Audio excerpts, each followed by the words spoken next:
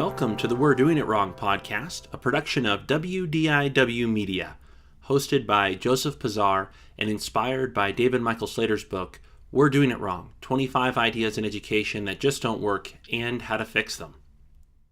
Just a quick note before I bring you today's conversation. The best way to make sure you don't miss new content from the podcast or our website is to subscribe through email on the website.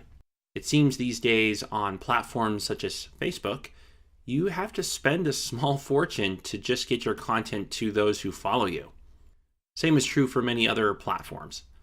So if you're not subscribed to the podcast in iTunes or Stitcher or Google Play or one of our major distributors, consider just subscribing through our website via email. You'll get one email a week with new blog content and podcast episodes. And then I wanted to remind you to keep sending me guest recommendations. I've received a few and they've been helpful. I really want to keep speaking to people doing interesting work in education. And I think there's a lot of people out there doing interesting work who aren't necessarily well known yet. And so your recommendations help a lot. This gives me a wonderful excuse to speak to fabulous people. And I appreciate that. It's a real privilege to do this. So now on to today's episode. As guests, we have Amy Junge and Danny Flannery, and we discuss teacher-powered schools. Amy Junge is the director of teacher-powered schools. She is a former California public elementary and middle school teacher and assistant principal. She began working in education policy with Education Evolving in 2009, studying teacher-powered schools. Amy helped research and write the book, Trusting Teachers with School Success, What Happens When Teachers Call the Shots. That was published in 2012, and I'll put a link for that in the episode description. Since the book's publication, Amy has continued to research and support teacher-powered schools. Today, she works on the Teacher-Powered Schools Initiative, which is a joint project with Education Evolving and the Center for Teacher Quality. Amy earned a Bachelor of Arts degree from Northwestern University and a master's degree in religious studies from the University of California at Santa Barbara. She currently lives in Southern California with her husband and 3 children and enjoys photography, reading, and cooking. Danny Flannery is a first and second grade teacher at Mission Hill School, which is a teacher-powered school in Boston, Massachusetts. Danny holds a Bachelor of Science in Behavioral Neuroscience and a Master of Arts in Teaching in Elementary and Special Education, both from Northeastern University. Danny was drawn to work at Mission Hill because of the autonomy available to its teachers and the democratic governance he observed taking place as a student teacher. In his first 2 years on staff, he has embraced this work wholeheartedly. Danny serves as a math facilitator and a science facilitator, where he co-wrote a proposal which has expanded the thematic study of science at Mission Hill. Danny is also a member of the school's governance board, which makes larger decisions about the school community. He is looking forward to sharing the advantages and possibilities of teacher-led schools with communities within Boston and across the country. I have to say, I really was inspired by the kind of work that Amy and Danny are doing, and they are the sort of people who are literally changing the nature of the teaching profession. They're erasing the traditional hierarchies and remaking them. So I hope you find this conversation fascinating. Without further ado, I bring you Amy Junge and Danny Flannery. And I am here with Amy Junge and Danny Flannery. Thank you both so much for coming on the podcast. Thanks for having us. Yeah, glad to be here. Yeah, my pleasure. I'm really excited to speak with both of you. I had the opportunity to kind of pour through some of your online materials and started a book that you co-authored. Amy didn't have a chance to really get into it too deeply, but I became increasingly fascinated with this idea of teacher-powered schools. So before we launch into your personal stories, can you give our listeners just a general idea of what we're going to be discussing? So what is a teacher-powered school? A teacher-powered school is our language for schools where collective teams of teachers have autonomy to design, make decisions, and lead anything that impacts student success. So, for example, this happens in both the charter schools and in district schools, and different teams secure autonomy to be able to do this in different ways. So it's there's a lot of diversity among teacher-powered schools, but sometimes people use the term teacher-led or collaboratively led teacher decision making, something like similar to that. So is there any difference between the concept of being teacher-led and teacher-powered, or are they all basically synonyms? There's a little bit of difference in the sense that teacher powered really means that the teams have collective autonomy to do this work. And so it's not about specific teacher autonomy in their individual classrooms, but it's about team autonomy, and that they're making decisions sometimes in like a democratic way, sometimes by consensus. It depends on the school, but for the most part, it means teacher led. It's just kind of a nuance of it.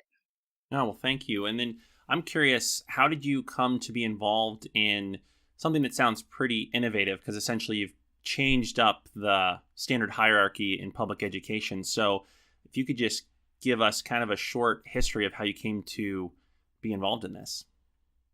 Absolutely. So I was a teacher and a middle school assistant principal, and Education Evolving, which is a joint partner with the Center for Teaching Quality, which is the project of Teacher Powered Schools Initiative. So I worked for Education Evolving on this project, which eventually became the book you referenced at the beginning of the call, Trusting Teachers with School Success, What Happens When Teachers Call the Shots. And we were really interested in looking at schools where teachers were doing governance differently. And as you said, it does inverse the traditional hierarchy. And out of that project, we met and talked to dozens of schools. And we realized that these schools and these teams felt like they were doing their work on an island and felt like they were the only people in America doing school differently like this and making decisions collaboratively. And we really wanted to connect them. And so out of that eventually became the Teacher Powered Schools Initiative. And then what position are you in, Danny? Because it sounds like you're an advocate, but in the classroom. Is that right? Sure. So I am a first and second grade teacher at Mission Hill School in Boston. And I also work as a teacher ambassador for Teacher Powered Schools. So I do things such as writing blog posts and just advocating within my school community and to other school communities about Teacher Powered Schools and how we can move towards a teacher powered structure for a school. I plan to kind of, as my next big project within the work, start presenting to teacher preparation programs, so they can start, so students can start thinking about how they want their career in education to look and consider working in a teacher-powered school as an option, whereas they may never have thought about that beforehand. That's interesting, the teacher preparation side. I definitely want to swing back to that after we tease out a few of the details of really what does it look like and feel like to work at a teacher-powered school, because obviously the preparation pipeline is, I'm guessing, vital. But you mentioned your blog. I'm definitely going to put the link to the blog, the website's blog, in the episode description, because I just read your latest, Are They Too Young? And I left very inspired by your story. So I wonder if you'd be willing to just kind of briefly share that story. Obviously not giving away too much because we want them to read it. But my main question about it was, what aspects of that project simply could not have been done in a non-teacher powered school? Would the whole thing have just been a non-starter? I'm just wondering if you could speak to that point. Yeah, absolutely. So about a year and a half ago, I was at a progressive education conference, North Dakota Study Group, and just talking with the principal of my school about some of our upcoming themes. And I talked about we have a thematic curriculum at Mission Hill School, so we study science and social studies through three 3-month-long themes each year. So our fall theme for this past school year was the peopling of the United States. Some people also refer to it just as immigration. And I was really interested in the idea of refugees and how refugees resettle in the United States, especially just given the news stories and the political climate of the time. So I was very interested in studying that, did a lot of research over the summer, and kind of had, mixed feelings about it, where I felt like it was such an important topic to bring to students and bring to our school community and have represented. And I also was struck by the utter lack of resources available. I searched far and wide for ways to plan this thematic curriculum, and I was, coming up without anything. But I think to answer your question, I don't think this theme would have been able to happen at a traditional school just because of the amount of collaboration and checking and input that it required, where I brought it to different teams. I brought it to my age band team. I brought it to my principal to check over. I brought it to, we have a beginning of year retreat where we meet in teams to discuss the curricula, and I brought it to them. And the advice that I got there really helped frame and organize the theme in a way that set it up to be what it became. But I won't talk too much about how it turned out, so you can go read the blog to find out more. Yeah, and it's a really inspiring story. And I'm wondering, with the process, and I know it might be a little idiosyncratic because it sounded like every teacher-powered school can be set up differently. But generally speaking, are you operating using completely different curriculum materials than the rest of the district? Is there that level of autonomy for you at your school? Yes, so it depends on the grade level, but almost entirely we are. The third to eighth grade use a prepackaged math curriculum, but everything else for literacy, science, social studies, and math for kindergarten through second grade is entirely made by our staff. Oh, wow. And I'm wondering about sort of the research basis. And I know in one of your, or in probably all your work, Amy, you identified specific areas in which greater levels of teacher autonomy work and have been shown to work well. I think in one of the things I saw, there were 15 areas. And I'm wondering if you can think of maybe like the most important areas for us to be aware of, like if a team of teachers or a school wanted to move in this direction, what are some of the areas in the operations and daily workings of a school that should be targeted first for greater teacher autonomy? Yes, you're correct. We look at 15 different areas of autonomy. And so, for example, learning programs, school level policy, schedule, selecting colleagues, those types of things, professional development, budget. And it's really important when teams are considering either converting to a teacher powered model or starting a new school using a teacher powered model, that they especially have autonomy around selecting colleagues and selecting school leaders, because the team of people, this hiring autonomy, as who you'll be making all your decisions with and who you'll be working collaboratively with, and knowing those people and being able to hire not just for content area knowledge, but also for culture and the way that that person interacts with the team is very important. Other ones that are learning program and school level policies are certainly important autonomy areas, as are budget, professional development, assessment. Those are other ones that teams often focus on. And I think that many teams will tell you, as they're doing and using these autonomies, they realize how interconnected all 15 really are. I was curious about the budget side of things, because that's probably the least likely area I would think that greater teacher autonomy would work out well. But then it kind of occurred to me that if you don't control the money, you don't actually control much in terms of there's a limit to your innovation. So how does that work? Like, how do you get a bunch of teachers together and go, hey, here's this huge budget, you guys make the decisions? How does that look? So it looks different in each school, but kind of some common ways that that is done is when teacher teams have autonomy over the budget, they're still bound by state ed code laws. And so each state looks different. So there's still, for example, there's Title I money and there's certain categorical funds that schools have to use, and teacher powered teams are still bound by those. What they're not bound for necessarily is general funds. And depending on if they have staffing autonomy, maybe staff patterns. So a team may be able to look at the big picture and say, we have X amount of dollars to invest or to use this year. And a traditional school might then split that up among the grade level teams so that everyone got kind of an equal and fair share.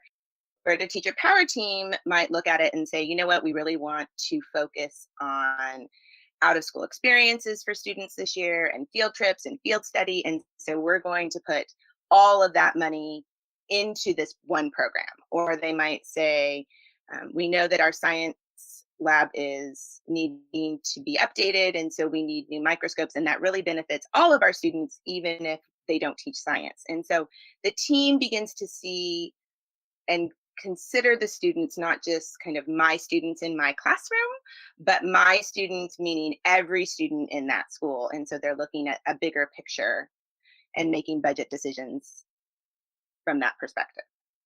Have you noticed that there's a specific kind of teacher that's attracted to this model? So when you maybe convert a school and you have to hire, have you noticed any patterns in who applies?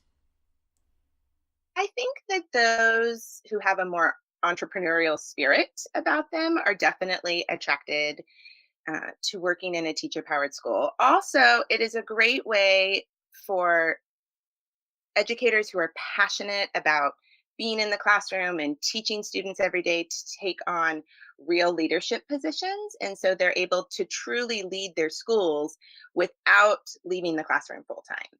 And that's a benefit to the teaching profession, but it's certainly a benefit to students as they're able to keep really top tier educators and people with a lot of experience in the classroom. I was just recently sort of lamenting the fact that the traditional hierarchy for a teacher inevitably leads outside the classroom. If a teacher wants to move up in terms of pay and compensation, or just wants that increased challenge of leadership. So I never even imagined this sort of system as a solution through teacher-powered schools, but it sounds like it could be. So is there some autonomy in terms of positions as well? So like you could create some new hierarchy in the teaching profession. So not only is there increased leadership responsibilities, but increased compensation? Is that done at any of your teacher-powered schools? Yes, definitely. There are schools, we call that having autonomy in setting staff pattern. And so a school may decide, to have 3 lead teachers who spend part of the time in the classroom every day or multiple days a week, and then kind of divide up some of the more administrative duties. And those teams that have budget autonomy, even partial budget autonomy, are able to decide on stipends for their teams for those people who take on other leadership roles. And so that way they can compensate people for the extra time and skills and knowledge that go into that. And at the same time, allow them to be in the classroom and maintain that close connection to students. And speaking to my experience at Mission Hill School, we have a principal who has an equal vote to the other staff members at the school when we make those sorts of decisions. But she also just recently presented her kind of vision for the future of the school, where we would move to having 2 teacher leaders who share the responsibilities that formerly fell to the principal.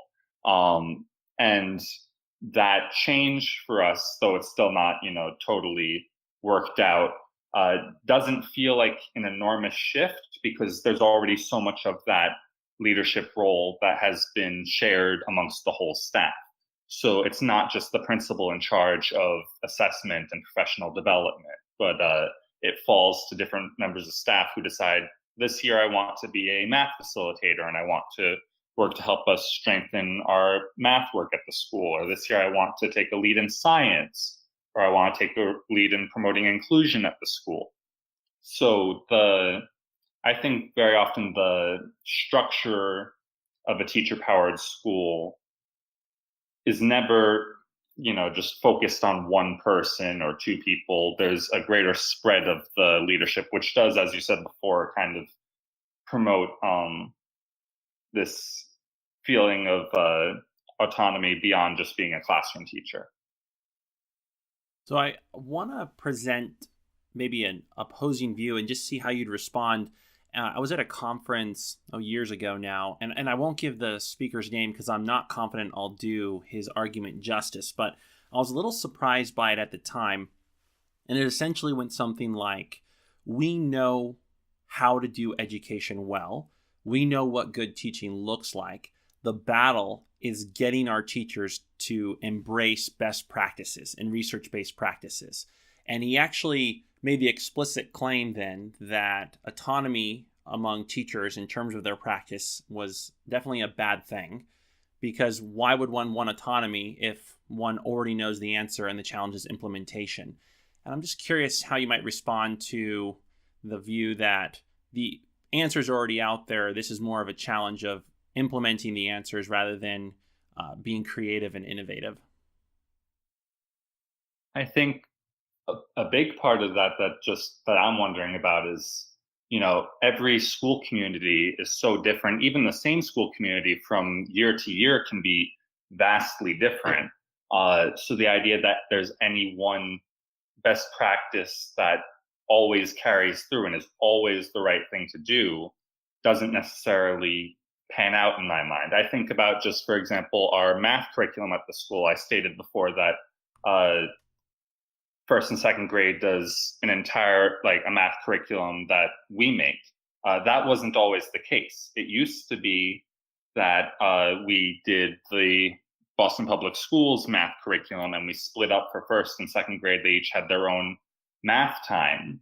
But even before that, we had combined math. So we kind of started combined and then split up to first and second grade and and then went back to being combined. And that was based on the students. We had seen in the past that students weren't getting what they needed for their grade level specifically. And then we made that change where we split into grades. And then we kind of saw that this was really hurting the community of the classrooms, and that the transitions to those different classrooms for math was really, really challenging and was taking away from the learning time. So we came back and said, well, how can we do this better where we keep them together for a multi-age math to keep the community going and differentiate so every child is getting what they need. So I think when you're in charge and can see, in your school community how different things are working, you're able to adapt and make those changes, which if you don't have the autonomy to do that, you might have what's, air quotes, best practices, but that doesn't necessarily mean it's best for your classroom at that time. I'd also add that particular view of teachers basically uses an industrial model worker system. And truly, teachers are professionals. They're trained, they're educated, they have lots of experience. And when we treat them as professionals, we know that they are invested in their students, that they put students at the center of decision making, that they create student-centered learning environments. And what works well in teacher-powered schools is it trusts the teachers to be the experts and to choose what is the best learning program and school level policies for their particular students and community. And as Danny said, that may be different from year to year because a community evolves over time and changes, and it may even look different from the school a half a mile down the street. Just because you're in the same community doesn't mean that the needs of those particular students at your site are the same. When you said that, you made me think of I think you guys were highlighted in Forbes at one point under the headline, something about teacher-powered schools moving from or transforming from industrial workers to professionals. So Yeah. it's definitely inspiring to me as a teacher to think that way, because that's the way I like to imagine my job to be. Like to imagine that I'm in a real profession, and that we do have autonomy and we're respected enough to be given the trust necessary to make some of these big decisions. I have to wonder, hearing kind of how that leadership has been distributed at your school, Danny, and then just generally from what I'm hearing, how much of the benefits are just from the increased collaboration? Because I know right now in some of our collaborative meetings, it can be, and not necessarily mine per se, but some just in my own experience, it can kind of come down to, hey, which test out of the book are we going to use for this unit? And the kind of collaboration you're describing is at a whole nother level. So I'm wondering if that's just inextricably linked to teacher-powered schools, or if you think actually most of the benefits come from that aspect. I think it is at the core of teacher powered schools, and it is where so many of the benefits come from. I did my student teaching at Mission Hill School, and I was, even as a student teacher, I was brought into that collaborative model where I was expected to contribute and help design curricula across the school year. As I said before, first and second grade makes our math curriculum together. I worked with a kindergarten teacher to help change our science themes at the school. I meet with a seventh and eighth grade teacher and a principal and a third and fourth grade teacher every week. And all of these different opportunities, and I call them opportunities because these are times when I'm working with people who have so much experience and knowledge that I just learn so much from spending time with them. And I've always said to people when they come and interview at Mission Hill that one of the best things about us is that no matter what problem I'm having, like, it never goes unanswered. There's always someone who I can go and ask about it, because we're just that kind of staff where you're able to go talk to people, you get to know them really well. And it's a wonderful place to work where you don't feel like you have to shut your door and just handle the students on your own. There's always someone there to lend an ear and kind of talk through a problem with. I think it's, such a highlight of teacher powered schools. I would say that the collaborative culture, the collaboration really leads to the culture of teacher powered schools, as Danny was speaking to. The difference between other types of collaborative processes or initiatives or programs at more traditional schools, for example, professional learning communities, is really the autonomy piece, because the teachers are able to do something with their collaborative ideas, and they really have the power to make final decisions and be part of the design process. And that is different than collaborating on which of these four tests are we going to use, because they're able to have that extra part. And that's what sets teacher powered um, apart from other collaborative types of things in education. Yeah, I've often wondered if that true kind of meaningful collaboration is possible if it's not absolutely required. And it sounds like the very nature of a teacher-powered school sort of sets up a system where if real collaboration doesn't occur, the entire system will fail. And unfortunately, I don't think that's true in the traditional public school. It's not as though the school fails. It just obviously isn't as great as it could be. So I wonder if you'd agree or disagree that basically the component of it's required, it's built into the system. If that's what gets you that extra special dose of that meaningful collaboration. Yes, I think there's certainly a very necessary expectation at every teacher powered school that every teacher and educator in the building is expected to be part of both the collaboration and the decision making, and to own those decisions and take responsibility and accountability for the decisions the team is making. And without that, it isn't a system that will be able to survive without everyone having those expectations.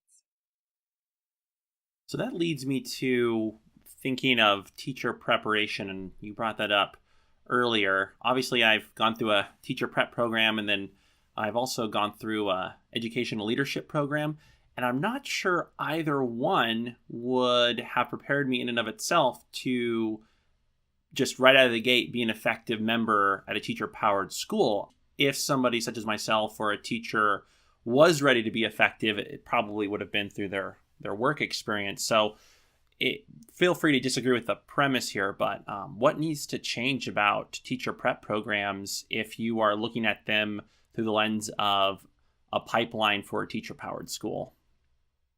I think one of the biggest things that needs to change is just getting future teachers into teacher-powered schools to see how it works. That, for me, was the biggest part of my teacher education, was that time spent observing at Mission Hill School, teaching at Mission Hill School. I think that, pays the biggest dividends as far as helping prepare teachers for working at teacher-powered school. There are different areas that kind of come to mind, I think, about our interview questions, where we're really trying to tease out if the candidate is someone who will disagree openly in a meeting, someone who will, be willing to hold up debate if they feel like they don't agree with what we're going ahead with, someone who will collaborate and is willing to meet for the many, many hours that we meet, each school year. Someone who's willing to reflect and, consider their own biases and work to strengthen relationships so that when you do disagree, it doesn't destroy the relationship within the school. So there are a lot of different kind of mental habits and practices that you kind of have to work out, that I think the biggest way to make that shift is just getting people into teacher-powered schools to observe, to help out, and see what's going on. How do you guys look at teacher retention? Do you see differences at your teacher-powered schools? Insofar as there are differences, what kind of added value that brings to your schools? So, yes, anecdotally, we have lots of our schools have very strong teacher retention rates, and they attribute it to really the culture of their school, and that everyone feels a valued member of the community, has decision making authority, and they want to be part of this team who are co-leading the school. That is an area that we are doing more research in to kind of be able to back that up with other data points. And it also depends on the environment the teacher powered school is working within. Depending on the district or the union, there can be other things going on where maybe that, I think sometimes people decide that, especially if they don't know going in that it's a teacher powered school, or if a school um, is a converting, there might be people who choose not to be part of it, which is certainly fine. Teacher What we're advocating for is that teacher powered governance is an option for any teacher who would like to work in this system. And we know that there are teacher powered practices that all teams would benefit from, but there might certainly be very good teachers and educators who choose not to work at a teacher powered school. It's all about options. Yeah, how do you avoid burnout? And the only reason I ask that is, in some ways this sounds like teachers have more work now, but maybe that's not the case. Maybe I have a misunderstanding. So can you help me understand that a little bit better? How are you giving teachers more work and not seeing more burnout because of it? It's an excellent question, and it's an issue that teams struggle with, to be honest. There are some teams who, as they're starting out and using a teacher powered model, it might feel for a little bit like more work. And I think that you'll find that teams that have been doing this for several years will say that it's not more work, it's different work. Mm. And the reward that they're getting out of it, the value that they feel of being part of this team in the community, uh, really, that's why they keep doing the work. And Sometimes they are creative with their schedule and they use their scheduling autonomy to build in collaboration time into the school day. So they're not staying till 6 or 7 o'clock at night. That there are ways to innovate around schedule and programs to make this work for every team. And Danny can really talk about why Mission Hill is a great example of a school who's been doing this well for a long time and why people stay there and want to be a part of their team. Yeah, absolutely. There's we do have, at least again anecdotally, many of the teachers who are currently on staff have been there as long as I've been there, which is the past, I guess, 4 years now. I think about this past school year where we had many new students come in. It was about 30 to 40 new students, which for a school of 240 students was a big shift. And it was challenging because there were some very challenging behaviors, but the staff that we had was almost entirely the same exact staff that we had from 2 years prior when there was a very similar situation. So we're able to kind of just go off of that experience and all of that learning that we had from 2 years ago, and it did not affect our community in the same way. I think as far as how to avoid that burnout, it's kind of two parts. One is that meeting time, you have to enjoy it. There's, when you're spending this much time with the people you're working with, you have to be able to find ways to joke around and, enjoy spending time with each other so that it doesn't, feel as exhausting. And we have, a retreat in the fall to a place called the Farm School in Western Massachusetts. We have a retreat in the winter, and these are times where we're both meeting and spending time with each other to develop that bond where we are happy to spend all that time with each other. And then I also think one of the major benefits is then when you're facing these different challenges and feeling like you're ready to call it quits, you have people who you feel comfortable to go talk to. I had one of my teachers on the same grade band as myself had a couple of very, very challenging students this past year. And we sat down together at one of our meetings and for about, an hour and a half, just planned a really, solid behavior structure and addressing classroom organization as well, to just think about how to make this more manageable and how to help her get the support she needed to help get the student what he needed. So I think there's the benefits come from the relationship you're developing with your fellow teachers. I'm wondering if you'd find the following thought a little bit, I don't know, too idealistic or just incorrect, but I've always thought that some of the best teachers I've seen, and the teacher that you see as a teacher yourself and go, I want to be like that person. I've always noticed those people act more like artists with their teaching. They're less robotic, less of that industrial model. They are creative constantly, and there's joy in that creativity. And I'm wondering if not only if you'd agree with that kind of artists do make the best teachers, but could that also be part of the magic of teacher-powered schools? It's a place where teachers can be artists in their work, or am I overstepping on that too much? No, I like that. I like the idea of that artistry and that creativity. As we talked about before, the refugee theme that I came up with. I also did this past year a theme about the Galapagos Islands, that I was just so interested in all the different animals that live there, and I was able to bring that interest to the students.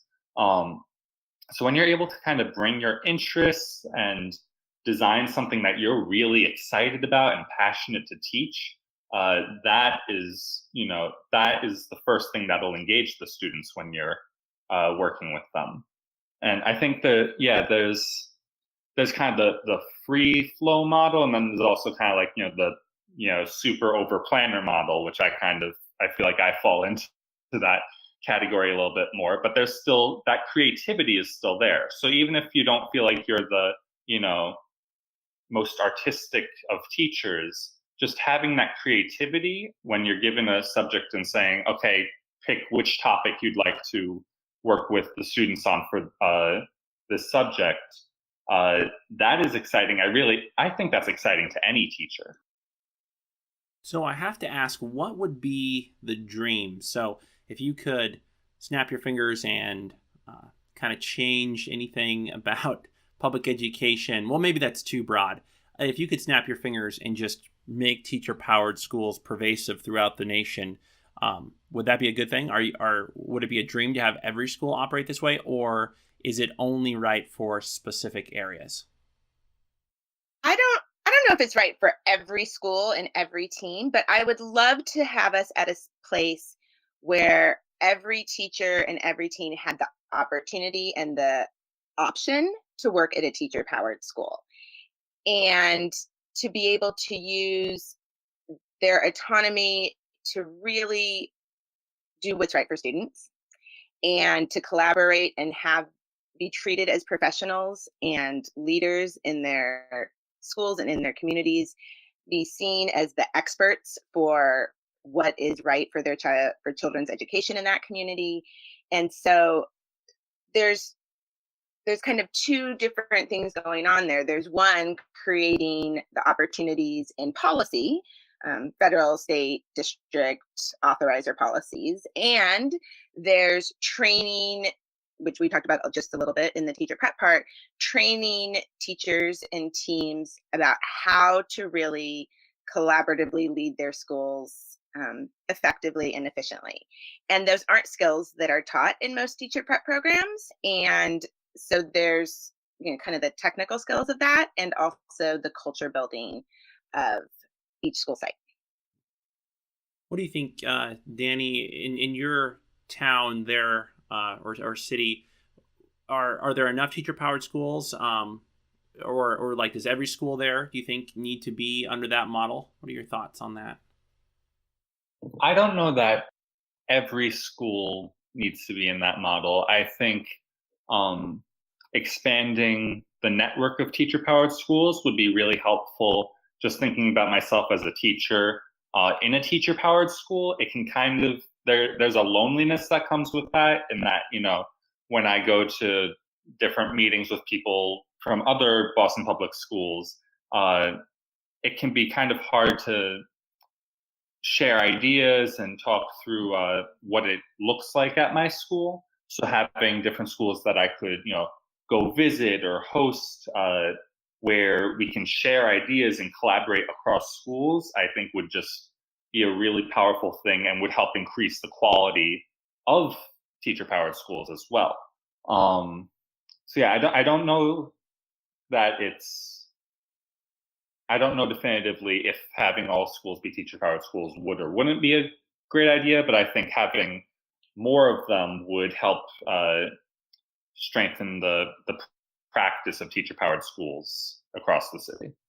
I noticed on the website, I was looking at your map, and there's kind of there's kind of huge swaths of no teacher-powered schools throughout the country, but then you have large areas of the country where there's many. I think I noticed there's one in the entire state of Nevada, which is the state I teach in. But obviously there's some more on the coastline. And so I was just thinking about sort of the nature of this distributed innovation or distributed authority. And not to get too mired in politics, but I as I was going through the materials, and it was really my first introduction into teacher-powered schools, I couldn't help thinking this may accomplish a lot of the aspects that are often cited as benefits of things such as privatization of education or school choice, because those are often predicated on this notion that you'll get pockets of innovation through competition.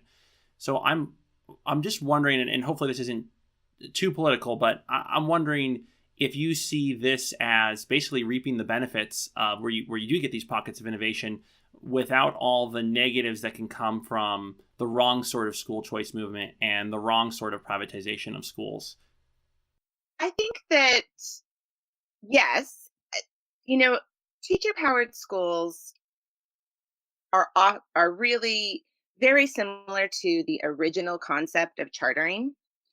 And chartering, how it was originally conceived and how it plays out today, especially in a variety of states, it just looks very different. And the original concept of chartering was really about teams of teachers doing innovative things and kind of research and development and figuring out what are other ways to for students to succeed.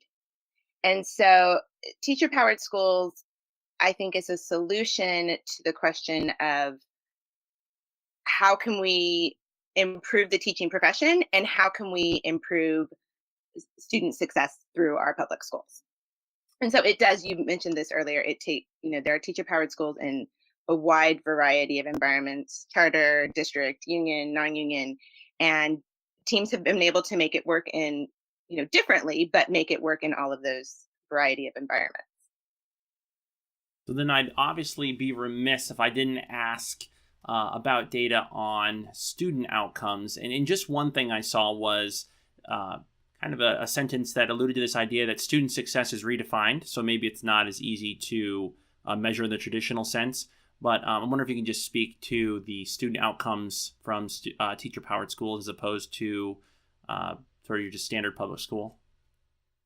Absolutely. So we haven't done a straight kind of specific data comparison, partly because teacher-powered schools most of them, I shouldn't say most of them, several of them have assessment autonomy. And so they're able to make and design assessments based on what they're actually teaching students, instead of a state or district mandated assessment. And as they're doing that, they're really rethinking and redefining not only what is student success, but then how do we measure student success? And so they're using multiple measures to really gauge if a student is succeeding and learning and accomplishing what the school is set out for them to learn and grow in. And yes, the research that we have is showing that that these teams are being successful at educating the students that are at their particular site. And maybe Danny could speak a little bit about the way Mission Hill does student assessment, because they really are a good example of how teacher powered schools are really impacting student success in the long term.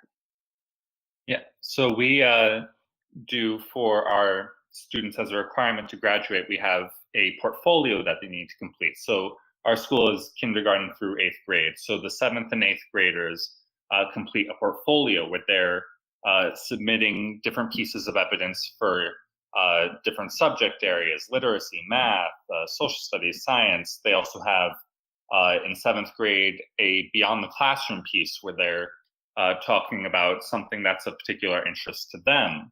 In 8th grade, they have a field work position through this program called Apprentice Learning, where they write a reflection for that as well. And this portfolio process where they then present and defend their portfolio for about 3 hours to a committee, including their parents, teachers, community members, is a very, very rigorous process, and also kind of ensures that by the end of their time with us at Mission Hill, that they've really established strong habits of mind and habits of work, which we've worked to build with them over the course of their schooling.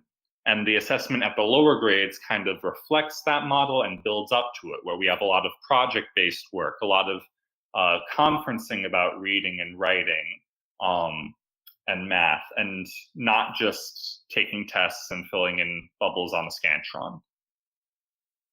Yeah, it sounds much more sort of real world and maybe authentic in terms of how you see where your students are. Are they getting those dispositions that are going to cause them success later on in life rather than, just doing well on a standardized test? And so obviously you probably have the state requirement of testing, and that's different depending on where the teacher power schools are. So I'm wondering if there is a particular environment, like is it just plain harder to start one of these in a certain kind of district that maybe is unionized or whatever aspect that you see? And are there situations in which starting something like this might actually be easier? So I think that that question is a little bit hard to answer because the local politics of education it can differ so widely across the United States. There are areas that have been very supportive in local unions that have been very supportive. For example, in Portland, Maine, Reiki Community School converted to a teacher powered model about 7 years ago. And they did it with the full support and backing of their local union. Um, Nationally, both NEA and AFT have been very supportive of the teacher powered model. In district schools, it often depends on the district leadership and the superintendent. And for example, in Los Angeles, when pilot schools came in about 10 years ago, the superintendent that was there then was very supportive of innovative schools and innovative governance models. And so the pilot schools really thrived, and several of them are teacher powered. And when there's a change in leadership, that can really be hard because some of the programs and funding models didn't carry over. And so some then teams struggle to be able to maintain their autonomy and figure out how to make that work. In other areas, you mentioned that there are kind of pockets of teacher powered schools, and partly that's because there are in Los Angeles, in Boston, in New York, ways for teams to get this autonomy and be able to use a teacher powered model, pilot schools in Los Angeles and Boston. And then there's a PROS program through New York City schools. And then charter schools can be able to do this as well, depending on, who they're authorized through. And it's often these kind of smaller mom and pop charter schools that use this model, as opposed to those that are kind of managed by education management organizations. Well, I'm now mindful of our time. I think I'm, with all of our preliminary stuff, I think I'm getting close to have stolen an hour of it. But I definitely want to give you guys the last word. So if there's anything you want to mention about teacher-powered schools, please do. And then if you could let our listeners know where they can go to connect with you guys. Maybe there's some social media or just whatever, or just to find out more. Absolutely. So you can reach us on our website, which is www.teacherpowered.org. And on social media, we use the @teacherpowered handle. And through our website, you can connect with ambassadors such as Danny and learn more about teacher-powered schools and see which ones might be in your area if you wanted to set up a visit or be able to talk with someone and see what it's like at a school near you. Well, thank you so much for both coming on the podcast. I really appreciate your expertise and time. Of course. Thank you for having us. Enjoyed being here. Thank you for listening. If you like what you hear, there are several ways you can support our work. First and foremost, you can subscribe to our podcast via iTunes Podcast, Google Play, Stitcher, SoundCloud, or just using our RSS feed. And giving us reviews helps more than you think. If you want to provide direct support, we have a support tab on our main page, we'redoingitwrong.com, that links to our Patreon account. Patreon's a neat system that allows you to pledge a dollar amount per episode produced and set a monthly maximum. So you only pay when you get new content you love. But most importantly, we just appreciate your listenership. Thank you.